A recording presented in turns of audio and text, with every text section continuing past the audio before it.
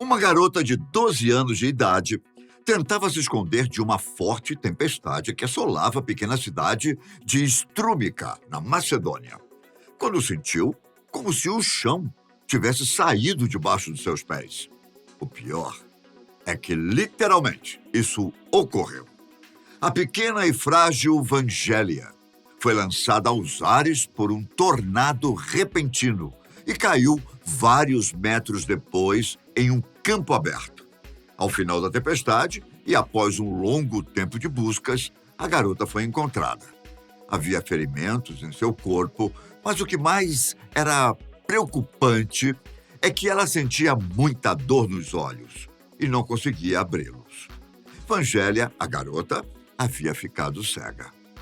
Vangelia estava sendo cuidada por pessoas próximas à sua família, já que ela havia perdido a mãe muito cedo e seu pai havia sido preso por autoridades iugoslavas por ser búlgaro e ter lutado na Primeira Guerra Mundial pela Bulgária. Depois daquele acidente que quase tirou sua vida, Vangelia não mais conseguiu enxergar. Ela ficou no anonimato até a virada dos anos 70 para os 80, quando passou a ser reconhecida como uma clarividente e passou a adotar a alcunha de Baba Vanga, que significa Vovó Vanga. Após o incidente, ela relatou ter começado a ter visões e a desenvolver habilidades proféticas. Vanga afirmava que suas visões vinham de uma fonte sobrenatural e que ela tinha capacidade de prever o futuro, diagnosticar doenças e ajudar as pessoas com seus problemas. Ela ganhou notoriedade na Bulgária, onde muitas pessoas buscavam sua ajuda e orientação. Ao longo dos anos, Vanga ganhou fama internacional por suas supostas previsões precisas e seu status como vidente. Ela atraiu a atenção de várias personalidades e líderes políticos, além de receber visitantes de todo o mundo em busca de suas visões. Mesmo que as alegadas habilidades proféticas de Baba Vanga sejam amplamente debatidas e contestadas, muitos céticos argumentam que suas previsões eram vagas e abertas à interpretação. No entanto, ela continua sendo uma figura fascinante e influente na cultura popular e na história da Bulgária, mesmo porque muito do que ela disse no passado agora parece fazer mais sentido. As previsões de Baba Vanga para 2023, inclusive, parecem corresponder com a realidade em que o mundo está vivendo. Em uma delas, a vidente teria dito que teria início a reprodução artificial de humanos em laboratório. Já no início de 2023, uma notícia chegou à mídia e chocou muita gente. Talvez devido ao personagem central que foi referido, o qual não era um médico e sim um robô. A fertilização in vitro, ou FIV, é um tratamento de reprodução humana assistida que consiste em realizar a fecundação do óvulo com o espermatozoide em ambiente laboratorial, formando embriões que serão cultivados, selecionados e transferidos para o útero. Entre a população leiga, inclusive influenciada pela mídia, esse processo ficou conhecido como bebê de proveta. Lembra? O primeiro sucesso veio em 1978, com o nascimento de Louise Brown, a primeira humana da geração Profeta. Depois dela, vários outros vieram, mas sem muito alarde entre os noticiários. Você pode estar até se perguntando se há alguma diferença entre a fertilização in vitro e a inseminação artificial. Sim, tem sim. Segundo consta no site clinicagenetics.com, na inseminação artificial, os espermatozoides são introduzidos diretamente no útero da mulher, para que encontrem o óvulo e o fecundem. Já na FIV, um único espermatozoide previamente selecionado é injetado dentro do óvulo para que seja fecundado em laboratório. A FIV é, portanto, a maior representação do que hoje a ciência chama de reprodução assistida e tem sido cada vez mais estudada e aperfeiçoada. Contudo, num futuro não muito distante, humanos nascidos desta forma poderão se tornar muito mais comuns do que se imagina. Hoje, estima-se que mais de 8 bilhões de pessoas tenham sido geradas pelo método de fertilização in vitro. Segundo a previsão de Baba Vanga, em 2023, a reprodução humana em laboratórios seria promovida, ou seja, ganharia mais adeptos, mais força e passaria a se tornar comum.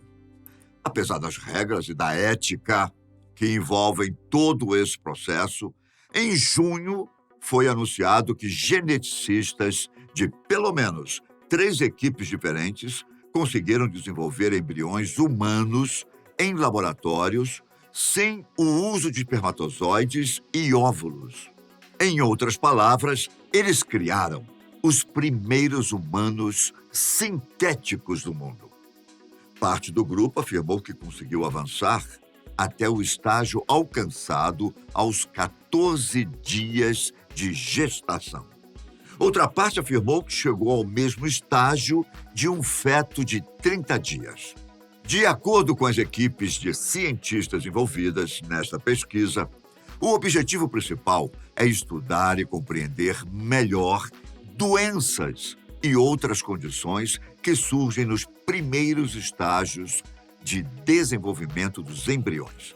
Eles acreditam que, por meio deste processo, poderão encontrar e resolver diversos problemas genéticos e também poderão entender os motivos que levam uma gestante a sofrer mais de um aborto espontâneo. Neste último caso, supõe-se que o problema não estaria na mãe, e sim em algum outro fator que tenha colaborado para que o aborto ocorresse. Mas, como sempre, mais uma vez vem o aspecto ético. Não estariam os cientistas brincando de ser Deus? E se um ser humano como este, gerado de forma completamente artificial, sobreviver e crescer por algum motivo, ele seria dotado de sentimentos?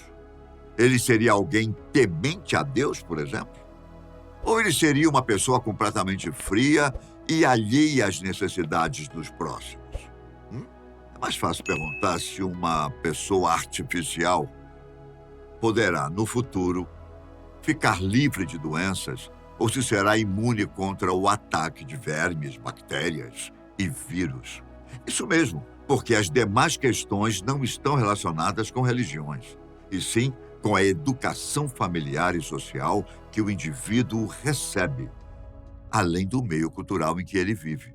Já aspectos como intelecto, resistência física, vulnerabilidade a doenças, entre outros, podem ser previamente manipulados para que o indivíduo venha a se tornar um super-humano, digamos assim.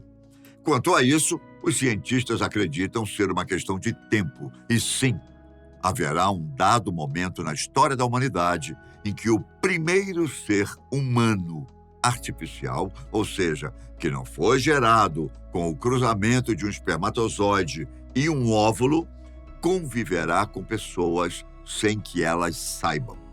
Até mesmo o próprio indivíduo poderá crescer sem saber que foi completamente gerado em laboratório, se não contarem nada a ele, claro. Baba Vanga acertou, mas também errou muitas de suas previsões. Mas ao falar a respeito da reprodução artificial em laboratório, ela talvez tenha se referido à evolução da fertilização in vitro, que já havia tido sucesso com o nascimento de Louise Brown, dos anos 70. Época em que a vidente ainda era viva. É o mesmo que ouvir alguém dos anos 80 quando falava que os robôs iriam dominar o mundo. Os robôs não nos substituíram por completo, digamos assim, mas há diversas tarefas que hoje são feitas por braços robóticos. mesmo que ainda controlados remotamente por um ou mais seres humanos. E não precisa ser vidente para saber que tudo isso irá evoluir cada vez mais rápido. E dentro de alguns anos, muitas serão as tarefas designadas a máquinas e não a homens.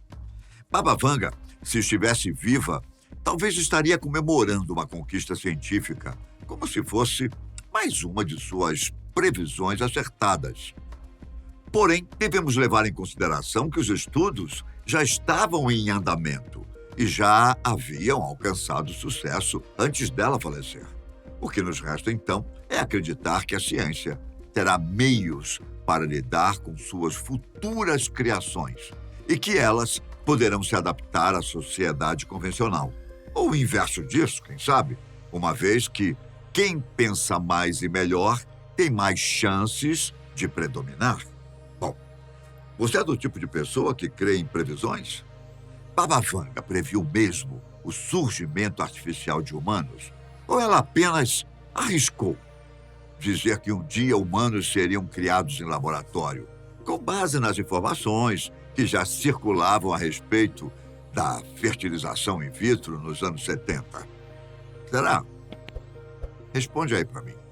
Obrigado por assistir e até a próxima. Fiquem com Deus. Tchau.